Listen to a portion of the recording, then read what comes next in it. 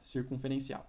Dente posterior vizinho a um espaço de extremo livre, grampo circunferencial. Dente anterior vizinho ao espaço de extremo livre, grampo MDL. Tá ok? Se surgir alguma dúvida, se ficou confuso, deixa nos comentários, fica à vontade para me mandar depois mensagem via Instagram, tá? Que a gente tenta resolver as dúvidas. Mas não é muito complicado, tá? O grampo de oposição é até uma estrutura tranquila. Feito isso, seguindo a nossa ordem de planejamento, que é apoio oclusal, grampo de retenção, grampo de oposição, em seguida a gente começa a planejar o conector maior. Qual que é a função do conector maior? Né? Ele vai ser a maior estrutura da PPR. Embora tenha diferentes formatos, mas de qualquer forma, sempre o conector maior será a maior estrutura, o maior componente. Por isso, seu nome de conector maior. Então, como característica, nós temos que ele constitui a maior porção da estrutura da PPR. Ele vai servir para unir todos esses componentes que a gente vem planejando até então, porque a gente tinha um apoio que estaria lá na oclusal do dente. A gente tem o grampo de retenção que está por vestibular. O grampo de retenção, né, que está por vestibular. O grampo de oposição que está por lingual. Mas até então ninguém está ligado entre si.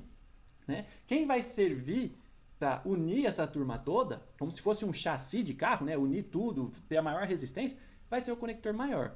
Tá? Como eu havia dito, né, ele é o chassi da PPR. Que ele tem qual que é a função? Distribuir, unir os componentes e também distribuir as cargas dessa PPR. Né? Não vai vir tudo num ponto só. Na hora que isso vem para um ponto, ele ajuda a distribuir para os outros dentes. É aquela história de unidos venceremos. Se a gente tivesse separado cada pontinho, primeiro isso é inviável, é impossível. Mas eles sofreriam muito mais, porque a carga que esse componente, essa parte receberia, por não ter distribuição, ficaria toda alojada nela. Ao unir todos os outros componentes, na hora que a gente tem a carga de um lado, também é dissipado para o outro lado, para os outros dentes pilares. Então essa é a função do conector maior. E para cada arco, seja superior ou inferior, existem diferentes tipos de conectores maiores, que nós vamos ver agora. Começando para o arco superior, um dos tipos de conectores maiores é a barra anteroposterior, que é essa que está flutuando aí na tela. Dentre as características, né, da barra anteroposterior, nós temos que ela é indicada para os arcos superiores, tem ampla gama de indicação, ou seja para classe 1, classe 2, classe 3, classe 4, você pode usar a barra anteroposterior. Ela praticamente é o melhor tipo de conector maior que a gente consegue ter, tá, para um arco superior parcialmente desdentado. É a placa mais rígida entre os diferentes tipos de conectores maiores. Tá? Então é bom ter um componente maior bem rígido, porque isso vai melhorar na distribuição de carga. Ela tem como contraindicação casos onde no palato o paciente apresenta toros. Ok? Por quê? Se vocês olharem aqui, nós temos que ela é como se fosse um D. Né? Ela sai lá da região posterior, estende passando, né, pela região ali onde seria o forame naso palatino, né? Perdão, forame incisivo, aqui no forame incisivo, e volta formando um U, e na região posterior ele fecha, o que forma um D, ok? Só que imagina se nessa região aqui, no palato, o paciente apresente algum torus. Você não vai pegar e colocar essa estrutura se assentando em cima do torus. E nem vai tentar, se for um torus pequeno, você pode até tentar contornar, mas do contrário, não tem como pôr essa prótese, porque vai ficar machucando e vai ficar incomodando.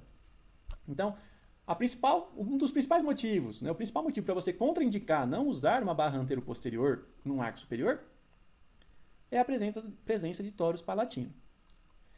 Ele tem secção no formato de meia cana também, como se fosse os grampos de retenção e de oposição, no entanto, numa dimensão bem maior. Né? Ela não é só um pontinho, como é, por exemplo, um grampo de retenção, ele vai ser um pouco mais largo. Tá? E deve ficar em íntimo contato com a mucosa palatina. Se na hora que vocês colocarem a estrutura metálica, veio para vocês provar a estrutura metálica na boca do paciente de vocês, você levou em posição, tá tudo ok, no entanto, o conector maior, né, a barra anteroposterior, não está em contato com a mucosa, está discrepante, essa estrutura está errada. Tá? Ela tem que acomodar como se fosse uma PT, né? O palato, a parte do palato de uma dentadura, ela se acomoda no palato. E a mesma coisa tem que acontecer com a estrutura com a barra, com o conector maior, ok? Então, como vocês podem ver, tem diferentes casos aqui, ó, nas fotinhas logo abaixo, de conectores maiores do tipo barra anteroposterior. Não necessariamente fica com formatinho de U ou de D, de D, né? Perfeitinho. Às vezes, para fugir de algumas características anatômicas, alguns componentes, algumas estruturas anatômicas, para não ficar incomodando, ele dá uma alteradinha, mas o princípio é o mesmo, ok? Então, ó, aqui nós temos uma classe 3 e tem uma barra anteroposterior. Aqui, ó, tem um grampinho de roxo aqui, então aqui é um extremo livre. É um extremo livre unilateral, é uma classe 2, modificação 1. Ó. Também usou uma barra anteroposterior. E aqui nós temos uma classe 3 também, porque espaço intercalado, posterior, com uma modificação aqui na região anterior. Então, é uma classe 3, modificação 1. E também recebeu um arco, uma barra anteroposterior. Isso mostra que realmente ela tem uma ampla indicação. Ok?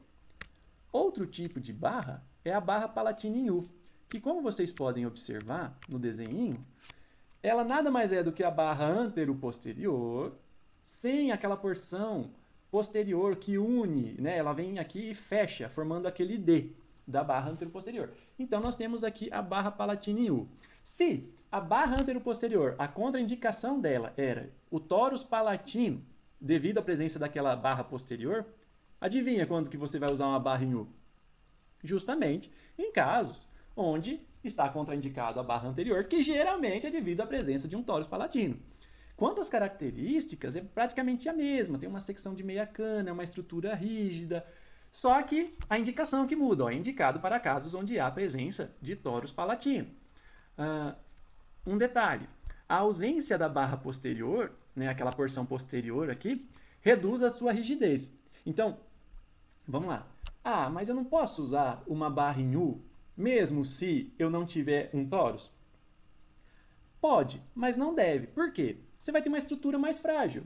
Se há a possibilidade de ter uma estrutura mais resistente, que vai distribuir melhor as cargas, por que você vai ter uma estrutura mais frágil? Não tem porquê. A não ser por uma limitação como a presença de um tórus, tá? Mais uma vez, então, a barra em U tem as mesmas indicações, tudo ok, principalmente quando está contraindicado a presença, contraindicado a barra anteroposterior devido à presença de um tórus, você usa a barra em U. Mas não devemos usar a barra em U em casos em que era possível uma barra anteroposterior, porque ela é menos rígida, tá? É uma estrutura mais... Ainda, lógico que é difícil, mas ainda ela é rígida, firme, só que comparado ao anteroposterior, ela é mais frágil, ok? E a distribuição de carga acaba sendo um pouco pior. E assim como a barra anteroposterior, ela deve ficar em íntimo contato com a mucosa palatina. Como eu falei, pessoal, é praticamente a mesma barra, só que sem o detalhezinho da porção posterior, que na hora que você olhar um tórus no palato do paciente, você já vai ver que é impossível colocar aquela barra posterior, porque vai incomodar. A não ser que seja pequeno e você consiga contornar com uma certa folga ainda esse tórus. Do contrário, barra em U. Ok?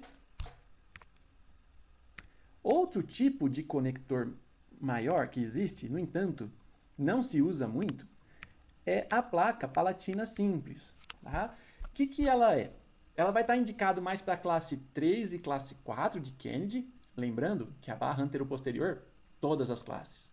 Essa aqui, classe 3 e 4. Tem tamanho reduzido, então ó, tá até ali em vermelho, um risco alto de engolir. Fica mais fácil disso passar pela garganta e o paciente vir a engolir caso esteja dormindo ou até mesmo comendo e isso venha se soltar. Ela já não tem um formato de meia cana, ela é como se fosse uma placa, uma chapa. Sendo assim, a sua resistência mecânica é menor, ela tende a ser